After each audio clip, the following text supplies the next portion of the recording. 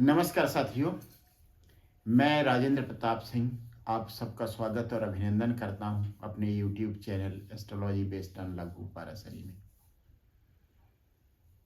आप सब मेरे वीडियोस देख रहे हैं, उन्हें लाइक कर रहे हैं, शेयर कर रहे हैं, इसके लिए आप सबको धन्यवाद। यदि आपने अभी तक मेरा चैनल सब्सक्राइब नहीं किया है तो कृपया उसे सब्सक्राइब करें और बेल बटन दबाना ना भूलें, जिससे आपको नोटिफिकेशंस मिल जाए मेरे नए वीडियोज के। आज मैं बात कर रहा हूं, जो विषय है वह है कि नया साल आप सबके लिए कैसा होगा विभिन्न लग्नों के लिए। पूरा 12 लग्नों के ऊपर मैं 3 वीडियो बनाऊंगा और ये पहला वीडियो है मेष लग्न से लेकर कर्क लग्न तक। राशि चक्र की पहली राशि, दूसरी राशि, तीसरी राशि और चौथी राशि मेष, वृष, मिथुन और कन्या। तो अब विलंब न करते हुए मैं शुरू कर रहा हूं इस विषय पर बोलना। यह भविष्य फल 4 ग्रहों के गोचर पर आधारित है। शनि जो एक राशि में 2.5 साल रहता है और इस समय कुंभ में है और 2025 मिड तक रहेगा। उसके बाद गुरु एक राशि में 12 महीने रहता है। 2024 में वह मेष राशि से गोचर करेगा और वृष राशि में पहुंच जाएगा। राहु और केतु 18 महीने एक ही राशि में रहते हैं। अगले साल जो गोचर होने वाला है वो केवल गुरु का होने वाला है। अब गुरु के गोचर की वजह से क्या फर्क पड़ेगा, क्या परिवर्तन होगा, वह भी मैं आपको इस वीडियो में बताऊंगा। इस समय जो स्थिति है, कुंभ राशि जिसका राशि अंक 11 है, उसमें शनि स्थित है, मीन में राहु स्थित है और गुरु मेष में है। तो अगर मेष लग्न की बात करें तो स्थिति क्या बन रही है, गुरु लग्न में आ गया है। भागेश द्वादेश गुरु लग्न में आ गया है, बहुत अच्छी स्थिति। गुरु लग्न में दिग्बली होता है और यहां बैठकर वो अपनी 5वीं दृष्टि से संतान भाव को देखता है, 7वीं दृष्टि से दाम्पत्य जीवन वाले भाव को देखता है, 7म भाव, और 9वीं दृष्टि से धर्म वाले भाव को देखता है। गुरु की लग्न में स्थिति सबसे अच्छी स्थिति होती है। लग्न में खुद ही गुरु बैठा हुआ जो भाग्येश है मेष लग्न के लिए, और वह एक नया हर्षोल्लास का माहौल बना रहा संतान पक्ष से, दाम्पत्य जीवन की ओर से और धार्मिक पक्ष से, पिता की ओर से। तो ये तो बात हो गई गुरु की। शनि 11वें भाव में कुंभ राशि में अपनी मूल त्रिकोण राशि में स्थित है और दृष्टि संबंध बना रहा है गुरु के साथ। शनि आय बढ़ाने में सक्षम होगा उन लोगों की जो किसी व्यवसाय में, किसी नौकरी में या किसी प्रोफेशन में है। साथ ही साथ कोई अच्छा बदलाव या उसी में जिस प्रोफेशन में व्यक्ति है उसी प्रोफेशन में बेटरमेंट देगा, क्योंकि शनि की मकर राशि आ रही 10वें भाव में और कुंभ राशि आ रही है एकादश भाव में। 10वें भाव के अच्छे फल, अगर 10वें भाव किसी तरीके से कमजोर नहीं है, इसके अलावा 11वें भाव के अच्छे फल शनि दे रहा है। अब राहु की बात करें, राहु द्वादश भाव में है। द्वादश भाव है विदेश का, विजातीय का, विधर्मी का, मतलब दूसरा धर्म। विधर्मी मतलब दूसरा धर्म। विजातीय, विधर्मी, दूसरी कोई भाषा, फॉरेन लैंग्वेज, इस सब का प्रतीक है 11वें भाव, और राहु भी इन्हीं सब का प्रतीक है। इसलिए मेष लग्न के लोगों को विदेश यात्रा या लंबी यात्रा करवा सकता है, ऐसी जगह भेज सकता है जहां कुछ बहुतायत में ऐसे लोग हों जो दूसरे धर्म से संबंधित हो, जातक के धर्म के ना हो, दूसरी भाषा बोलते हो, दूसरी जाति के हो। तो ये हुआ राहु का 12वें भाव में अच्छा फल। लेकिन राहु है अस्पताल का और साथ ही साथ एकांतवास का। कोशिश करनी चाहिए कि एकांतवास ना करें मेष लग्न वाले, क्योंकि ये भोग का भी भाव है। राहु एकांत में रहने वाले व्यक्ति को भोग की तरफ आकर्षित कर सकता है। यह तो हुआ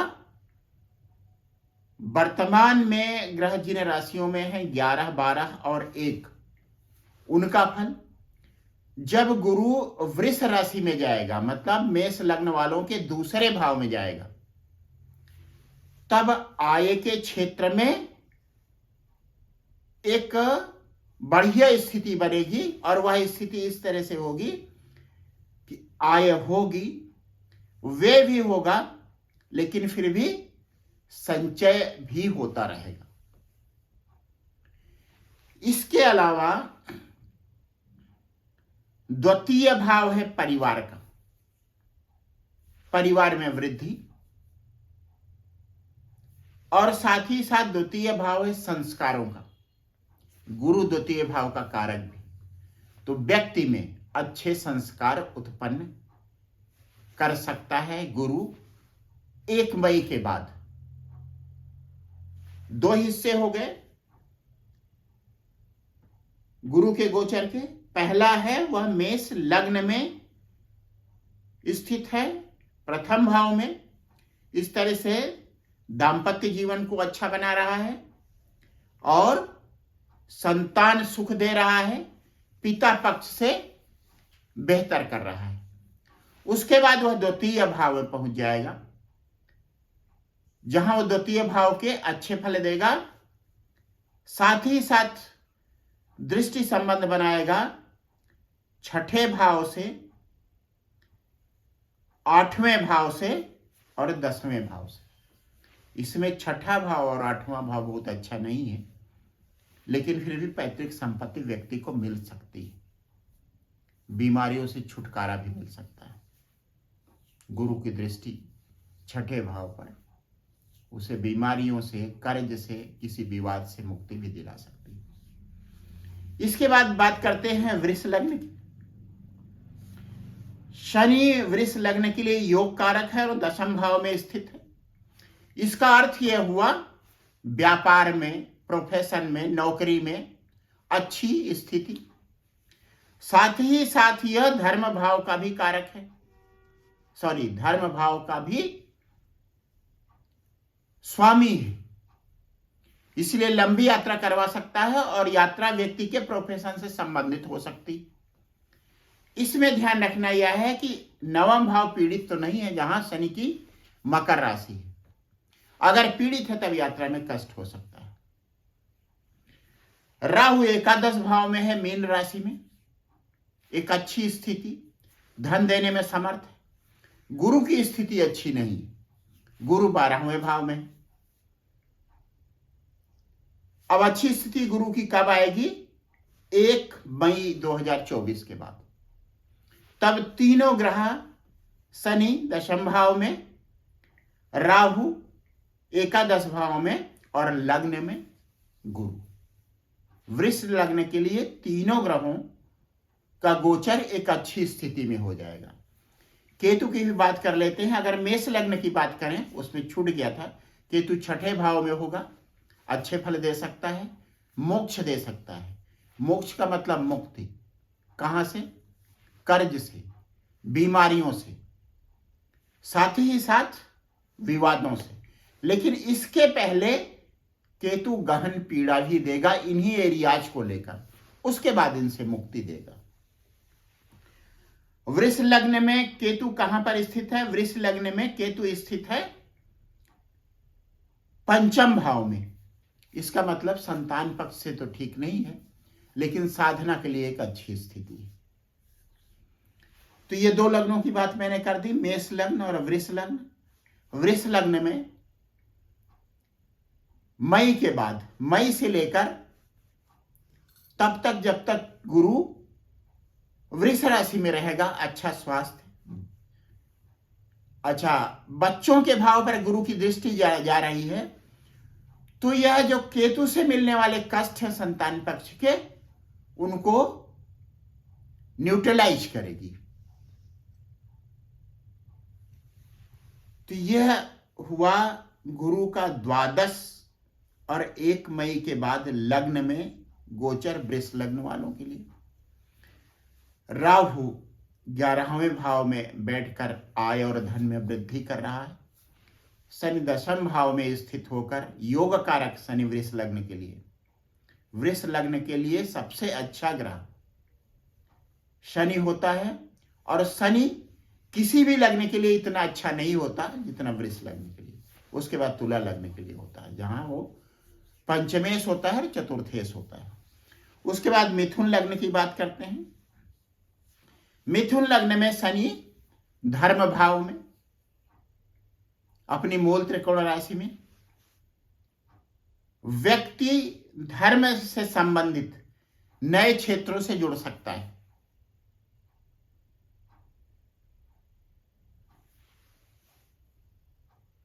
क्योंकि शनि की यह मूल त्रिकोण राशि वायु तत्व राशि है, मकर पृथ्वी तत्व है और कुंभ वायु तत्व राशि है। धर्म के क्षेत्र में कुछ नई खोज, कुछ नया, या किसी नए धर्म की प्रति आकर्षण। उसके बाद राहु द्वादश भाव में है। द्वादश भाव, छठे भाव, तीसरे भाव, दशम भाव में है। तीसरे भाव, छठे भाव, दशम भाव और एकादश भाव में कुरु ग्रह अच्छे फल देते हैं।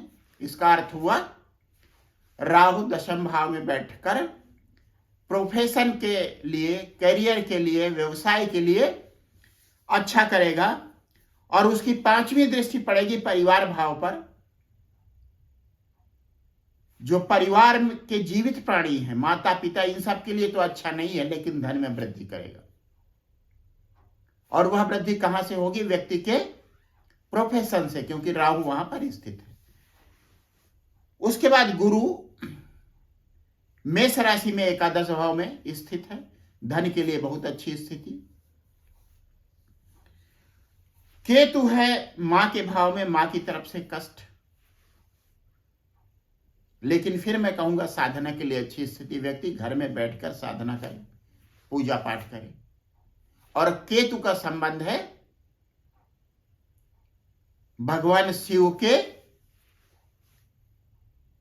पुत्र कार्तिकेय से, इसलिए कार्तिकेय की पूजा करें या शिव परिवार में किसी की भी पूजा करें, व्यक्ति के लिए अच्छा रहेगा। उसके बाद गुरु पहुंच जाएगा द्वादश भाव में, और गुरु किस भाव से संबंधित है? मिथुन लग्न के लिए दाम्पत्य जीवन वाले भाव से संबंधित है। इसका मतलब पति या पत्नी से विछोह, दूर जाना। लेकिन नौकरी की अगर बात करें तो नौकरी के सिलसिले में विदेश जा सकता है व्यक्ति, और उसकी पत्नी यहीं पे रह सकती है, मतलब जहां उसका निवास स्थान है वहीं रह सकती है। इस तरह से गुरु एक दूरी बना सकता है पति पत्नी के बीच, फिजिकल रिलेशंस की दूरी। उसके बाद बात करते हैं कर्क लग्न की। कर्क लग्न में शनि स्थित है कुंभ राशि में, अष्टम भाव में। विरासत, LIC से मिलने वाला पैसा, पेंशन, इन सब के लिए एक अच्छी स्थिति। शनि की अपनी राशि मूल त्रिकोण राशि कुंभ वहां पर है। उसके बाद राहु है 9वें भाव में। राहु का संबंध दूसरे धर्म से, व्यक्ति का झुकाव दूसरे धर्म की ओर हो सकता है। गुरु स्थित है 10वें भाव में मेष राशि में, तो व्यवसाय को अच्छा करेगा मई तक, 1 मई तक।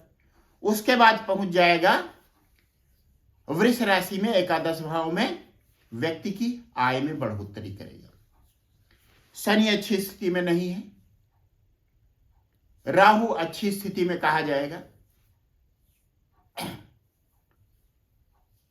9वें भाव के फल देगा, लेकिन दूसरे धर्म की ओर आकर्षित करेगा। गुरु अभी भी अच्छी स्थिति में है 10वें भाव में, नौकरी में अच्छी स्थिति बनाएगा, शांतिपूर्ण नौकरी की स्थिति बनाएगा, और जब वो गोचर करेगा वृष राशि में तब भी एक अच्छी स्थिति में होगा धन देने के लिए। बस आज का वीडियो मैं यही समाप्त करता हूं। आप सबको बहुत बहुत धन्यवाद। एक बार फिर से मैं दोहराऊंगा, यदि आपने मेरा चैनल अभी तक नहीं सब्सक्राइब किया है तो कृपया उसे सब्सक्राइब करें, और YT स्टूडियो की जो रिपोर्ट है यूट्यूब स्टूडियो की, उसके अनुसार मेरा वीडियो देखने वाले 99% लोग ऐसे हैं जिन्होंने मेरा चैनल सब्सक्राइब नहीं किया है, और जिन्होंने सब्सक्राइब किया है उसमें से केवल 1% लोग वीडियोस देख रहे हैं। तो जिन्होंने सब्सक्राइब किया है वह भी मेरा वीडियो देखें, और ऐसे लोग जिन्होंने सब्सक्राइब नहीं किया है उनको विशेष रूप से बहुत बहुत धन्यवाद, वो मेरा चैनल सब्सक्राइब करें। एक बार फिर से आप सबको बहुत बहुत धन्यवाद।